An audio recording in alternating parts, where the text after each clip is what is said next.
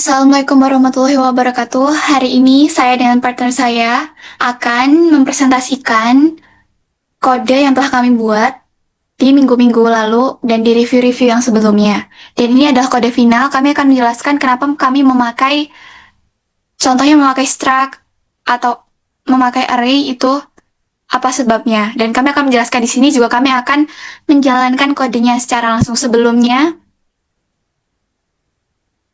Perkenalkan, nama saya Muhammad Zaki Ferdiansa dengan NIM 1031124000120. Perkenalkan, saya Nurul Mutalia dengan NIM 1031124000122. Jadi, apa itu aplikasi ini atau kode ini yang telah kami buat? Ini untuk sistem pengelolaan proyek crowdfunding berbasis konsol yang memungkinkan organisasi mengelola penggalangan dana secara terstruktur dan efisien. Lalu, masalah yang dipecahkan adalah masalah pengelolaan donasi manual, sulit dilacak, dan rawan error. Solusinya di sini sistem otomatis dengan validasi lengkap dan laporan real-time. Dampaknya, transparansi tinggi dan kepercayaan akan meningkat. Lalu sebab akibat untuk yang pertama penggunaan struct di dalam kode ini adalah, ini untuk kodenya, dengan akibat penggunaan struct, sebabnya karena perlu mengelola 6 jenis data berbeda untuk setiap proyek. Jadi data harus saling terkait dan tidak boleh terpisah. Juga kita butuh secara efisien untuk mengakses semua info proyek sekaligus. Akibat positifnya, semua info proyek dalam satu tempat, tidak ada duplikasi data, dan cukup satu variabel untuk akses semua data. Lalu mudah untuk menambahkan field baru tanpa ubah banyak kode. Manfaatnya, tanpa struct butuh 6 array terpisah. Itu rawan tidak sinkron, dan dengan struct atau satu array saja, data akan selalu konsisten. Lalu sebab akibat penggunaan array ini untuk kodenya, di sini, sebab memilih array statis adalah untuk target aplikasinya untuk organisasi yang kecil atau menengah, karena kami menggunakan di sini array-nya hanya 100, jadi maksimal atau kapasitasnya di kode ini proyeknya hanya 100 saja. Dan di sini ada perlu akses data yang cepat dan predictable, menghindari kompleksitas manajemen memori dinamis, lalu butuh performa konsisten tanpa garbage collection of yang overhead. Lalu akibat positifnya tentunya akses akan cepat ke setiap elemen, memori efisien, alokasi sekali di awal, tidak ada fragmentasi, predictable, yaitu tidak ada surprise memory allocation, lalu kesederhanaan, tidak perlu handle, resize, atau relocation. Lalu akibat negatifnya, batasannya hanya 100 proyek, cukup untuk target yang kecil saja. Lalu memory waste-nya untuk kesederhanaan dan performa. Akibat ID otomatis di sini ada variabel ID berikutnya sama dengan 1. Ini untuk masalah tanpa ID jika tidak menggunakan ID otomatis, nanti dampaknya user bisa input ID yang sama, jadi terjadinya konflik data. Lalu susah melacak proyek jika nama berubah. Lalu tidak ada cara unique identifier yang konsisten. Nah, sebab pakai global counter yaitu butuh jaminan setiap proyek punya ID yang unik. Lalu harus simple untuk user, tidak perlu input ID. Perlu ID yang sequential untuk tracking, lalu akibat positifnya yaitu tidak mungkin ada ID yang duplikat, lalu user tidak perlu memikirkan ID karena secara otomatis itu akan mengenerate ID-nya. Lalu trackingnya mudah lihat urutan pembuatan proyek, dan konsistensi ID selalu increment, artinya selalu bertambah setiap ada proyek baru.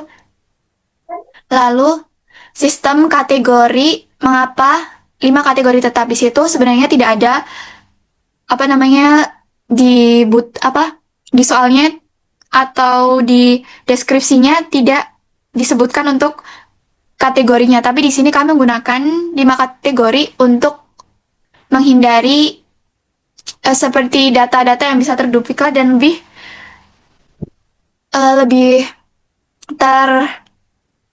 tertata saja dari datanya karena dia mempunyai kelompok-kelompok tersendiri seperti itu. Jadi sistem kategori, mengapa 5 kategori tetap? Ini untuk kodenya di sini. Ada kategori kesehatan, pendidikan, lingkungan, teknologi, sosial. Lalu sebab batasi kategori untuk standarisasi, untuk menghindari kategori yang terlalu mirip atau ambigu. Lalu memudahkan pencarian dan grouping nantinya, lalu untuk kita sebagai user tidak overwhelming dengan terlalu banyak pilihan, lalu konsistensi kategori untuk reporting. Akibatnya, semua proyek terkategorisasi dengan standar yang sama, Lalu mudah tambah fitur filter by kategori, bisa analitis tren per kategori, dan pilihan yang jelas dan tidak membingungkan. Jadi ini adalah modifikasi kode dari kami. Lalu sistem validasi bertingkat. Untuk kodenya seperti biasa ini di sini. Di sini sebab butuh validasi angka karena user bisa input huruf saat diminta angka agar tidak terjadinya crash aplikasi. Input yang salah bikin data menjadi korup atau bisa juga terduplikasi. Lalu perlu user experience yang smooth. Akibat atau implementasinya yaitu aplikasi tidak akan pernah crash karena input datanya tidak akan salah. Lalu semua angka dijamin valid dan pesan error yang lebih jelas. Lalu yang kedua, sebab butuh nama unik. Di sini juga ada tambahannya untuk kodenya untuk fungsi cek nama. Jadi sebab butuh nama unik karena nama proyek adalah identifier utama untuk user. Jadi duplikasi nama akan membingungkan kita saat kita mencari donasi. Saat kita mencari proyek atau donasi, menambahkan donasi. Seperti itu. Jadi perlu jaminan setiap proyek bisa dibedakan. Akibatnya, jadi setiap proyek pasti namanya beda. Pencarian selalu akurat dan tidak ada ambiguitas data. Lalu sequential search di sini sebab memakai sequential search selain memang disebutkan harus memakai sequential search, kami memakainya karena data belum tentu terurus saat user mencari sebuah data itu. Lalu implementasi paling sederhana dan reliable selalu berhasil kalau ada data. Dan akibatnya 100% akan akurat, selalu ketemu kalau ada. Lalu kode mudah dipahami dan debug, bisa dicari kapan saja dan tidak perlu di-sort dulu. Lalu performance-nya lambat kalau data banyak. Tapi untuk 100 data, karena memang kode ini hanya memungkinkan untuk 100 data saja, akan masih aman. Lalu slide berikutnya akan dibacakan oleh partner saya. Sebab pakai binary search, ingin dikasih pilihan performa tinggi, demonstrasi algoritma advance, persiapan untuk data yang lebih besar, dan akibatnya performance log-n sangat cepat, scalability juga tetap cepat meski data membesar, dan learning value user belajar konsep algoritma, dan trade-off-nya adalah harus short dulu overhead, tapi worth it untuk pencarian berulang. Nah, ini adalah codingannya dalam Golan. Di mana untuk mengecekkan proyek kosong, dan langsung keluar dengan pesan, kita belum ada proyek, dan akan stop di sini. Dan untuk dalam ini memiliki fungsi untuk pengurutan proyek, memiliki fungsi urutan manual untuk mengurutkan proyek berdasarkan nama dan ya menggunakan selection sort ataupun selection sort dalam case 6. Sebab pakai selection sort untuk dana bertujuan tampilan proyek dengan dana terbanyak terlebih dahulu dan karakteristik data. Dana bisa random, perlu mencari maksimum dan user experience yang sukses ditampilkan lebih prominent. Nah, akibatnya clarity atau yang memiliki arti algoritma mudah dipahami. Dan mana cari max tukar predictable selalu konsisten hasilnya, dan visual impact proyek sukses terlihat jelas di atas, dan performance and moderate tapi stabil, tidak ada worst case surprise. Dan ini adalah tampilannya dalam Golan case 7 ataupun case 7 adalah insertion sort, dan coba pakai insertion sort untuk donatur yakni adanya karakteristik data, jumlah donatur cenderung bertambah gradually, lalu ada juga partially sorted, data sering sudah hampir terurut. Nah, dan juga ada stability, perlu maintain urutan relatif yang sama. Lalu ada juga akibatnya untuk efisiensi untuk data hampir terurut, dan kuadrat worst case, ya case yang terburuk lah ya. Adaptif, makin terurut data makin cepat. Lalu ada stable, proyek dengan donatur sama tetap urutan relatifnya. Dan natural cocok dengan pola pertumbuhan data donatur. Dan ini Jadi ini untuk untuk barnya. Kami menambahkan bar untuk visualisasi lebih jelasnya lagi karena menurut kami jika hanya menampilkan progres mungkin itu akan terkesan biasa saja. Jadi di sini kami menambahkan function tampilkan progress bar untuk menampilkan progress bar. Jadi setiap ada donatur atau ada donasi yang ada donasi yang bertambah, jadi barnya itu akan berprogres dengan presentasi juga. Jadi sebab butuh visual feedbacknya karena angka saja mungkin sebagai user mungkin akan eh, kurang motivasi dan butuh representasi secara visualnya. Lalu mata manusia itu lebih cepat proses visual daripada angka. Dan user lebih engage dengan interface yang interaktif, yaitu dengan barnya ini. Lalu akibatnya, jadi sebagai donatur atau donor bisa lebih impact kontribusinya, lalu langsung tahu mana proyek yang hampir tercapai dan visual progresnya. Lalu ini sebab butuh konfirmasi atau perlu double check. Kenapa perlu double check? Di sini ada juga function tambahannya atau kode tambahan, ada function konfirmasi hapus. Itu sebab butuh konfirmasi karena hapus data adalah operasi yang irreversible, lalu user bisa salah ketik atau salah pilih. Di sini ada human error dan hapus proyek berarti hilang histori donasi. Akibatnya safety akan menjaga kehilangan data tidak sengaja, lalu user lebih berani ekspor karena ada safeguard-nya. Dan sesuai best practice aplikasi enterprise. Lalu yang terakhir user harus explicitly confirm action atau butuh apakah ini mau dihapus atau tidak. Jadi itu butuh double check seperti itu. Dan kesimpulannya, fitur utama mengelola hingga 100 proyek di dalam kode itu bisa tambah, lihat, ubah, dan hapus. Validasi input berlapis untuk menjaga kualitas data dan sorting dan searching data dengan dua algoritma berbeda. Tampilan menu sederhana dengan progress bar dan pesan jelas, dan keunggulannya tanpa database, jadi ringan dan cepat dan tidak pernah crash atau validasinya secara ketat, langsung jalan tanpa instalasi ribet, gratis, dan efisien, cocok untuk organisasi kecil. Jadi, itu adalah presentasi dari kode kami sebab akibatnya kami memilih struktur tersebut.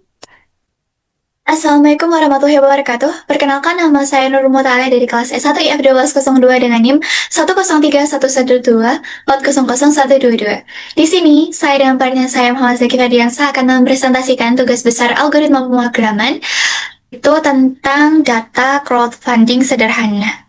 Saya akan menjelaskan beberapa tentang kode yang telah kami buat, dan saya akan mempresentasikannya dan akan menjelaskan dengan sejelas-jelasnya. Jadi, langsung saja saya akan jelaskan yang pertama, langsung ke kodenya. Yang pertama ada package min, di mana ini package min adalah sebuah yang menunjukkan bahwa compiler bahwa program ini itu sudah berjalan atau sudah bisa dijalankan. Nah, tanpa package min ini program tidak bisa dieksekusi. Jadi harus ada package min ketika kita membuat sebuah program kok. Berarti yang paling awal yang harus kita tulis dalam program tersebut adalah package min. Lalu ada library di importnya. Saya punya buff.io, FMT, OS, sama string. Saya akan menjelaskan satu persatu kenapa saya menggunakan library itu. Yang pertama, saya menggunakan library buff.io. Ini untuk membaca input dari pengguna dengan buffer. Buffer itu ada sebuah tempat penyimpanan sederhana. Nah, kenapa saya memakai buff.io selain untuk membaca input tersebut, yaitu untuk memvalidasi sebuah spasi. Jadi, ketika saya menambahkan sebuah data baru atau tambah proyek baru, karena kesalahan kode yang saya buat pertama itu adalah ketika saya menambahkan sebuah proyek baru dengan nama misalkan makan gratis, itu kan ada spasinya. Itu tidak akan tervalidasi tanpa library buff.io ini, jadi akan jadi error. Makanya saya menambahkan buff.io di dalam kode ini. Lalu FMT seperti biasa untuk mencetak seperti ini FMT untuk mencetak seperti biasa seperti FMT print, FMT scan, atau FMT printf, dan lain-lainnya. Lalu ada OS di sini untuk mengakses sistem operasi, khususnya untuk input standar dari buff.io tadi, dari library yang pertama ini buff.io. Lalu ada string itu untuk memanipulasi teks atau string, membandingkan atau mengubah huruf. Yang pertama ada type proyeknya atau structure, datanya, definisi structure dari si proyek ini isinya itu apa aja. Itu tuh, jadi struct itu adalah cara untuk mengelompokkan beberapa dan menjadi satu kesatuan. Contohnya di sini ada variable ID dengan tipe data integer, ada variabel nama dengan tipe data string, lalu ada kategori dengan tipe data string, ada variable target dengan tipe data float 64, ada variabel terkumpul dengan tipe data float 64, ada donatur dengan tipe data integer. Lalu setelah itu langsung ke ini tuh untuk untuk sebuah template untuk menyimpan informasi lengkap tentang suatu proyek. Lalu di sini ada variabel ID berikutnya. Di sini untuk memvalidasi contohnya nih.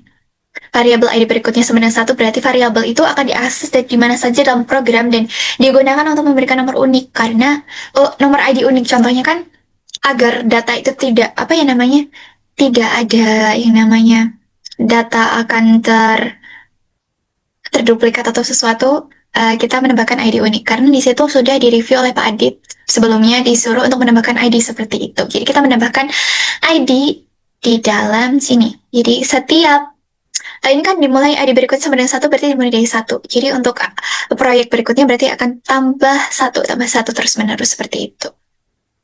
Di sini ada function atau fungsi utama dari program. Deklarasinya pertama ada variabel dengan variabel proyek array 100. Ini untuk array yang menampung 100 proyek saja. Karena jika tidak salah di dalam deskripsi tersebut bahwa maksimalnya ada 100 saja di spesifikasinya. Anda menampung 100 proyek. Kalau lebih dari itu tidak bisa. Berarti akan ditampilkan yaitu di sini ada validasinya maaf sudah penuh seperti itu. Lalu jumlah proyeknya untuk menambahkan proyek jadi akan dimulai dari 0. Jadi jumlah proyeknya itu dimulai dari 0 dan akan bertambah setiap ada proyek baru. Di sini jumlah proyek. Lalu ada variabel di sini ada variabel pilihan. Variabel pilihan ini untuk menyimpan pilihan menu pengguna yang nantinya akan dipilih oleh pengguna. Lalu ada scanner sama dengan buff.io new scanner. Ini alat untuk membaca input dari library buff.io. Langsung saja ke for itu tentu saja auto looping. Penjelasannya ini for tanpa kondisi, artinya di mana looping itu tak terbatas, jadi akan terus nge-looping terus. Program ini akan terus berjalan sampai pengguna ini akan memilih menu yang terakhir yaitu keluar. Seperti itu. Setiap putaran loop akan menampilkan menu dan memproses pilihan yang sudah dipilih oleh pengguna. Nah, di sini ada pilihan sama dengan baca angka. Di sini untuk memanggil fungsi baca angka untuk membaca input angka dari pengguna. Seperti itu. Jadi harus angka. Nanti hasil inputan akan disimpan ke variabel pilihan. Di sini jika pengguna input bukan angka, berarti fungsi akan meminta input ulang. Seperti itu. Lalu langsung masuk ke menu pertama yaitu case pertama atau menambah proyek atau tambah proyek, di mana case pertama ini akan cek kapasitas terlebih dahulu nih. Jika if jumlah proyeknya ini lebih besar dari 100, maka dia langsung akan menampilkan pesan maaf sudah penuh gitu. Maaf proyek sudah penuh seperti itu. Lalu akan akan balik ke menu utama seperti itu. Kalau tidak berarti langsung akan diberi ID secara otomatis gitu. Di sini proyek ada array-nya jumlah proyek ID sama dengan ID berikutnya, terus akan di-increment atau ditambah ID berikutnya.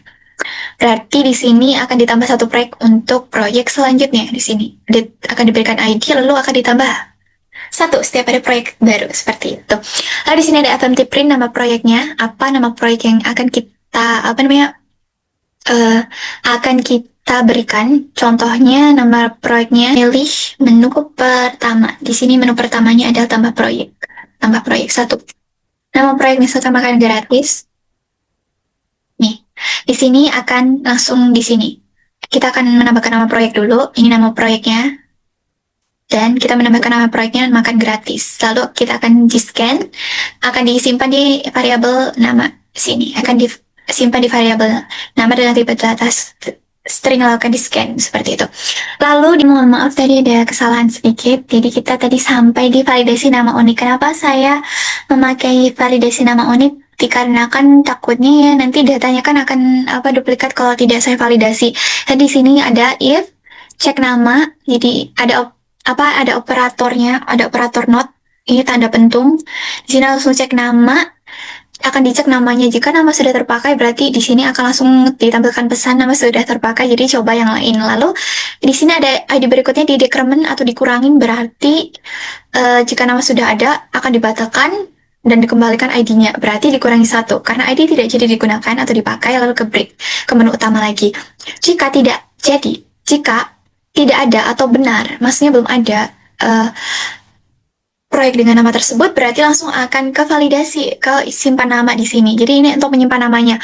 Proyek dengan array jumlah proyek akan disimpan ke variabel nama. Itu untuk memvalidasi, jika validasi berhasil, simpan nama ke dalam struct. Seperti itu.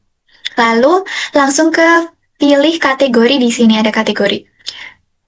Sebenarnya di soal tersebut atau di deskripsi tugasnya, spesifikasinya tidak diharuskan untuk memakai apa namanya, tidak disuruh bahkan untuk memakai kategori, tetapi saya modifikasi sedikit karena uh, untuk menjelaskan bahwa ini tuh, karena ini adalah aplikasi crowdfunding sederhana, jadi pasti dana tersebut didonasikan akan ada kategorinya. Misalkan ini untuk kategori untuk sosial atau untuk teknologi, untuk kesehatan, pendidikan, agar lebih jelas itu dana itu dikelompokkannya kemana, dikategorikan kemana, seperti itu. Agar dananya juga, agar donasinya itu agar lebih, keterangannya lebih jelas gitu untuk apa, seperti itu, keterangan seperti itu.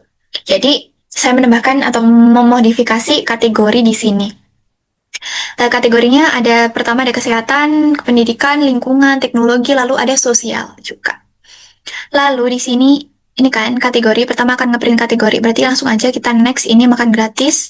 Dan terus ke kategorinya ada 5, ada kesehatan, pendidikan, lingkungan, teknologi, dan sosial. Jadi kita harus memilih dari rentang 1 sampai 5, mau masuk kesehatan, pendidikan, lingkungan, teknologi, atau sosial. Kita langsung pilih aja kedua ya, makan gratis ke kedua, berarti dia akan masuk ke pendidikan. Seperti itu. Karena di sini sudah memilih, di FMT Print sudah memilih dari 1 sampai 5, sudah memilih dari pendidikan, lalu cut sama dengan baca angka rata 1 sampai 5. Jadi baca angka yang harus antara 1 sampai 5. Lalu jika kita memasukkan yang salah atau menginputkannya di luar rentang, berarti kita harus menginputkan ulang. Seperti itu. Lalu di sini akan konferensikan pilihan ke kategori. Kita bisa lihat di sini bahwa kategori listnya itu sudah ada array yang isinya ada kesehatan, pendidikan, lingkungan, teknologi, sosial. Lalu proyek akan, di sini ada proyek, array field kategori sama dengan kategori list, kategori dikurangi 1. Kenapa seperti itu? Karena ini tuh array string yang berisi nama kategori yang pertama. Lalu kategori dikurangi 1 itu berarti konversi dari pilihan pengguna 1 sampai 5 ke indeks array. Karena indeks itu kan dibacanya dari 0 atau dihitung dari 0. Berarti karena ini ada 5 kategori, berarti kita baca dari 0, 1, 2, 3, 4. Berarti kita punya hanya 4 indeks. Jadi makanya di situ kategori dikurangi 1. Karena misalkan kita pilih nih, tadi kita pilih kesehatan. Berarti kan indeks kesehatan itu kan berarti 1 dikurangi 1, berarti 0. Berarti kesehatan di indeks pertama. Tapi ini tadi kita milih pendidikan, berarti 2 dikurangi 1, 1. Jadi 1 itu, kan sekarang tadi kesehatan 0, berarti yang 1 itu diduduki oleh pendidikan, seperti itu. Lalu, ini sudah langsung print target dana, inputan target dananya. Di sini ada FMT print, target dananya berapa, langsung kita masukkan, misalkan berapa ya? 1 juta, seperti itu saja. 1 juta, gitu. Nah, ini 1 juta berarti langsung saja sudah proyek berhasil ditambahkan. Kita menambahkan 1 juta di situ. Target dananya berarti proyek, lalu di sini ada proyek, array jumlah proyek field target sama dengan input dana valid. Oh ya, input dana valid bisa dipastikan bahwa input dana valid itu untuk fungsi khusus untuk memvalidasi input uang. Jadi memastikan input itu adalah positif. Jadi uang yang kita masukkan ke donasi itu harus positif, targetnya harus positif, tidak boleh negatif. Dengan array jumlah proyek, field terkumpul sama dengan 0, karena terkumpulnya dananya dimulai dari 0. Lalu yang kedua ada proyek jumlah proyek itu field donatur sama dengan 0, berarti donaturnya juga dimulai dari 0, seperti itu. Ini adalah nilai awal untuk proyek yang baru. Lalu di sini ada tampilkan detail array jumlah proyek, terus jumlah proyek akan ditambahkan atau di-increment. Lalu proyek berhasil ditambahkan seperti ini. Jika benar langsung akan ditampilkan seperti ini, lalu akan divalidasi dengan pesan proyek berhasil ditambahkan. Jadi ini ada konfirmasi berhasil dari proyek tersebut sudah ada. Seperti itu. Lalu case yang kedua adalah tambah donasi. Nah, tambah donasi nih. Tambah donasi, kita pilih yang kedua. Nama proyeknya berarti makan gratis. Di sini langsung kita FMT print, nama proyeknya kita masukin, nanti makan gratis ini akan disimpan di scanner disimpan di variabel nama, lalu akan di scanner. Seperti itu. Betul. Langsung jika benar, temukan sama dengan false. Berarti untuk menandai apakah proyek tersebut ditemukan atau tidak. Kalau ditemukan berarti langsung kita bisa ngisi nih jumlah donasinya itu berapa. Seperti itu. Kita akan menambah 500 saja mungkin. Sekitar 1 juta. Kita akan masukkan 500.000 aja langsung mungkin ya. Untuk contoh saja. Lalu di sini for i sama dengan indeks pertama yang dimulai dari 0 sampai jumlah proyek yang ada. Seperti itu. Lalu indeks lebih kecil dari jumlah proyek lalu di increment ditambah jika proyek itu variabel ini indeksnya itu field nama sama-sama dengan nama, berarti kita langsung bisa masukkan jumlah donasi seperti ini. Nama proyeknya makan gratis, jumlah donasinya 500. Langsung saja di sini langsung jumlah donasi dicetak di sini jumlah donasi mau kita donasi berapa. Lalu jika donasi sudah benar, donasi harus sesuai dengan input dana valid, tidak boleh negatif. Ini positif ya. Harus positif maksudnya.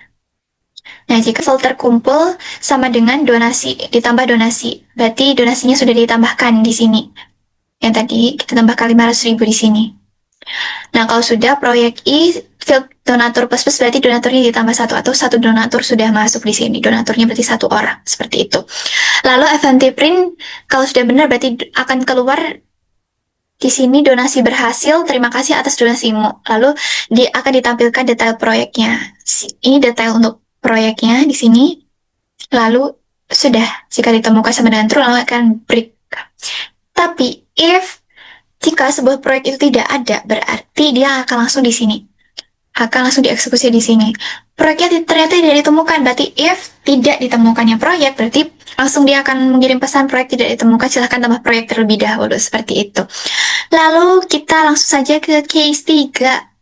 Case 3 itu berarti menghapus proyek. Pertama di sini ada FMT print.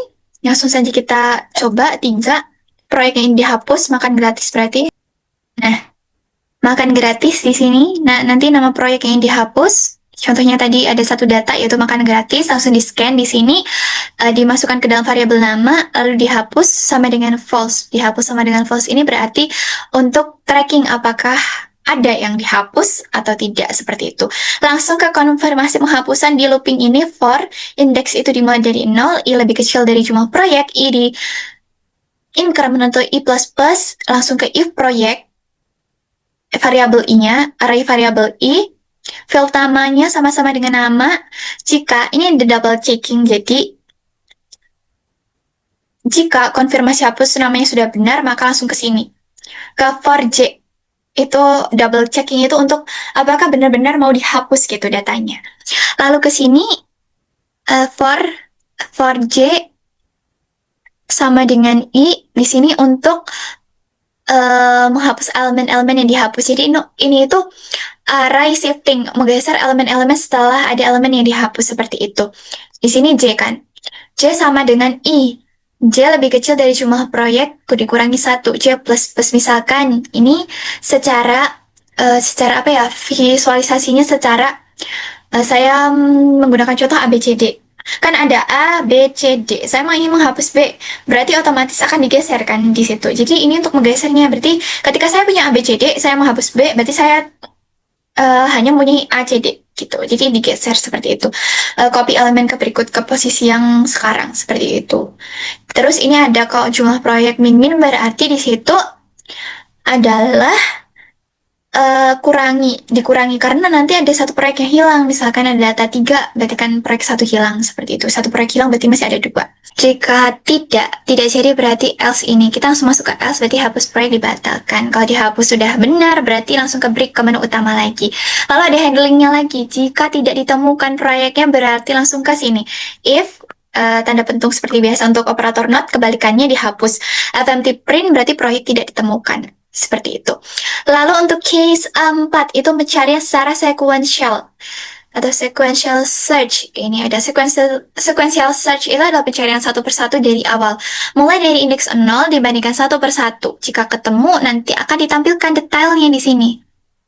Tampilkan detailnya di sini gitu. Jika ditemukan proyek tersebut.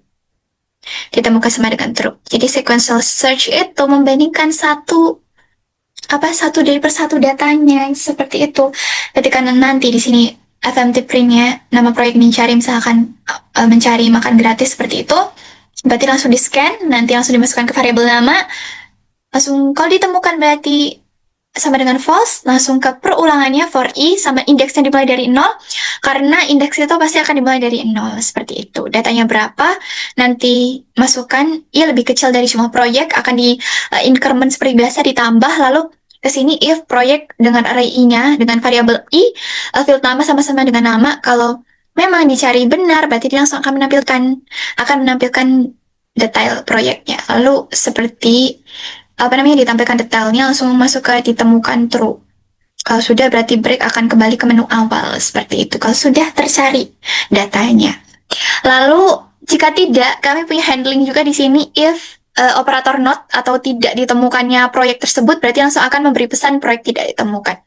Untuk case 5 secara binary search dan case 6 tentang selection sort akan dijelaskan oleh partner saya yaitu Muhammad Zaki Ferdiansyah. Jadi saya akan langsung ke case 7 yaitu tentang insertion sort. Mengambil satu elemen untuk disisipkan di posisi yang benar. For i sama dengan 1 dimulai dari elemen pertama yaitu 1, indeks pertama, lalu i lebih kecil dari jumlah proyek akan seperti biasa akan di-increment di sini, lalu akan disimpan di key proyek i itu untuk menyimpan elemen yang disisipkan seperti itu. Proyek dengan array j ini field donatur lebih kecil, jadi donaturnya akan lebih kecil dari key donatur, otomatis diurutkan dari kecil ke besar seperti itu kan. Jadi menggunakan ascending lebih kecil ke besar gitu. Lalu di proyek J plus 1 ini proyek sama dengan array J, berarti ini untuk meletakkan key ke posisi yang tepat seperti itu. Visualisasinya misalkan kita mempunyai 5, 2, 8, 1 seperti itu. Nanti kan kita akan bandingkan dulu kan, secara insertion kita akan bandingkan dulu 5 dengan 2. Karena 5 itu lebih besar dari 2, maka dia akan pindah ke sini, ke kanan. Karena dari kecil ke kanan seperti itu, berarti kan kecil ke besar, secara ascending. Berarti ini kita menemukan 2, 5, 8, 1. Lalu kan ini sudah terurut 2, 5, 8. Masih ada 1 yang belum. Kita bandingkan lagi, kita taruh ke depan karena 1 kan paling kecil. Jadi sudah jadi 1, 2, 5, 8. Itu secara insertion sortnya seperti itu. Proyeknya J plus 1 sama dengan key, berarti diletakkan ke key posisi yang tepat. Seperti itu. Lalu ada case.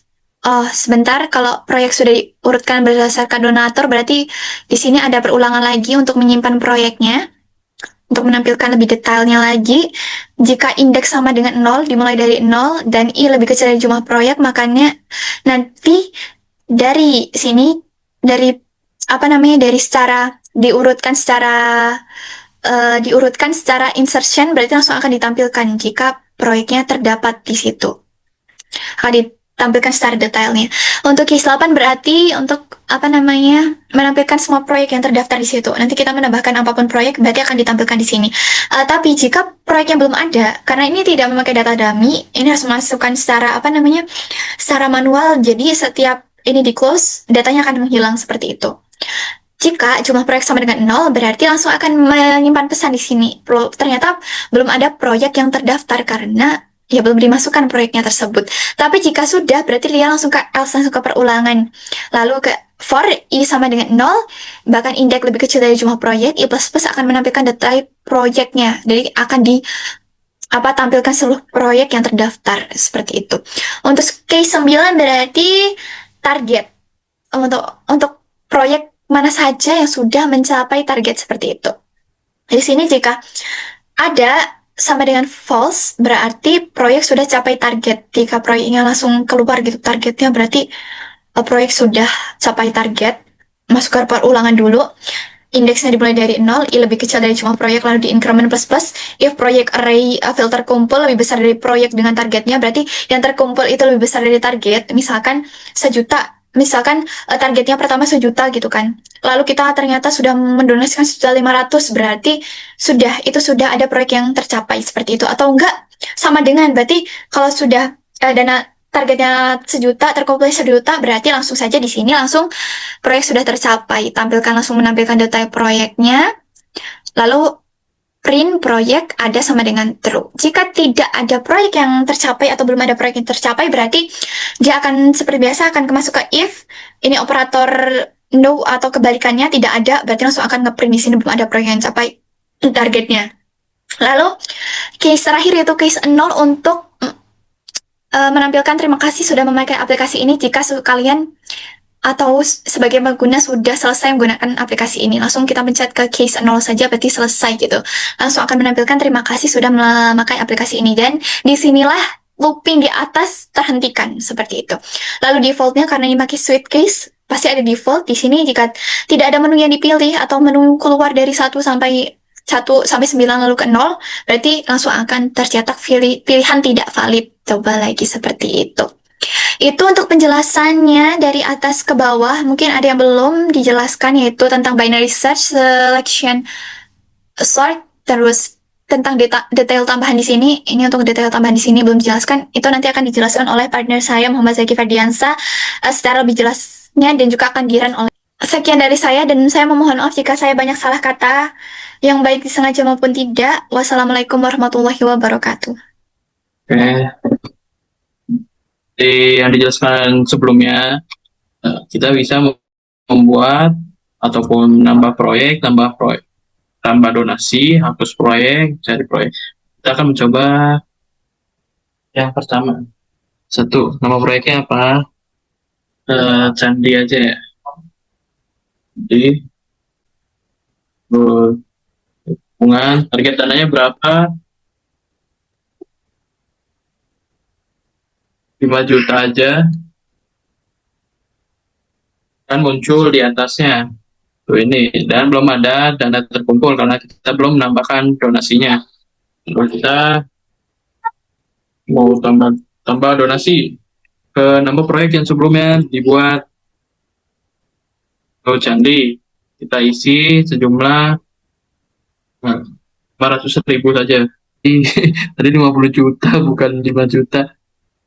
Lalu jika kita ingin menambahkan proyek lagi, kita bisa pilihnya lagi. Kita buat dua contoh proyek saja.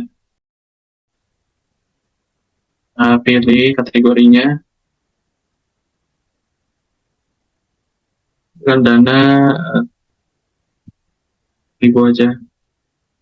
Dan di sini kita akan menambahkan donasi untuk 100%-nya. Yang TV tadi.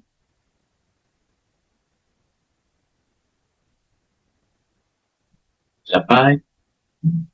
Yang 3 ini untuk menghapus proyek yang sebelumnya kita tambah atau buat. Nah, ini nanti aja di akhir aja. Itu yang keempat ada. Langsung aja keempat, cari proyek segmental. Nama proyek yang cari adalah TV. Kan muncul ya. Itu yang dikena kelima itu binary search-nya. Jadi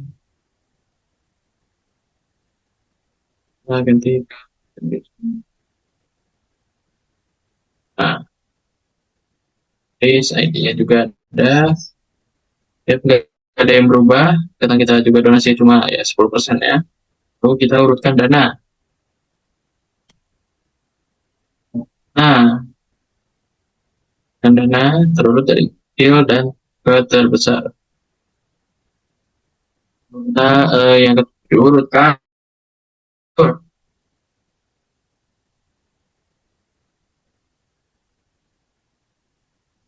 ini juga ada hasilnya. Yang ke-8 itu hanya menampilkan proyek semuanya dan data-datanya akan ditampilkan. Ini hanya 10%. Dan jika ingin menambahkan donasinya, tinggal pilih sebelumnya. Dan yang 9 adalah proyek tercapai. Apa aja yang sudah tercapai 100%? Hanya TV, karena kita menambahkan dananya 100% saja. 100% ya, sampai 100%. Nah, yang ketiga adalah untuk menghapus. Kita kan ada 2 proyek, yaitu TV dan Candi. Kita hapus yang Candinya. Candi. Nah, di sini kita diharuskan untuk mengkonfirmasi jika kita akan mengkonfirmasi Candi akan dihapus atau tidak dengan menulis ya atau tidak. Nah, di sini kita pilih. Karena kita ingin menghapusnya, kita pilih ya. Dan di mana terhapus proyeknya. Kita tampilkan lagi tampilkan semua proyek. Apakah masih ada? Tidak ada, karena kita sudah menghapus proyek yang sebelumnya.